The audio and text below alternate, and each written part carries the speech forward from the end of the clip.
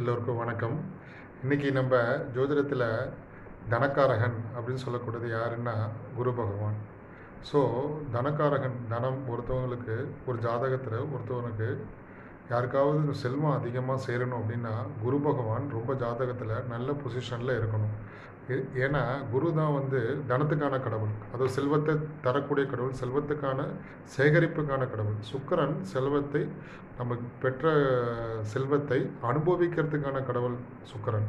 சுக்கிரனும் தனத்தை கொடுப்பார், குருவும் தனத்தை கொடுப்பார். ஆனால் குரு ஜாதகத்தில் பணத்தை சேர்ப்பார், சுக்கிரன் அதை அனுபவிப்பார், வீடு வாகனம் வாங்கிறதுக்கான சூழ்நிலை ஏற்படுத்துவார். அப்போ ஜாதகத்தில் இது எப்படி இருந்தால் நல்லாயிருக்கும்னா, லக்னத்துக்கோ ராசிக்கோ, லக்னத்து ராசிலே இருந்தாலோ குரு பகவான், இல்லை 2ஆம் இடத்திலோ 4ஆம் இடத்திலோ 5ஆம் இடத்திலோ 7ஆம் இடத்திலோ 8ஆம் இடத்திலோ 9ஆம் இடத்திலோ 10 11ஆம் இடத்துல இருந்தால் குரு பகவான் அதிக தனத்தை கொடுப்பார் ஜாதகத்தில்.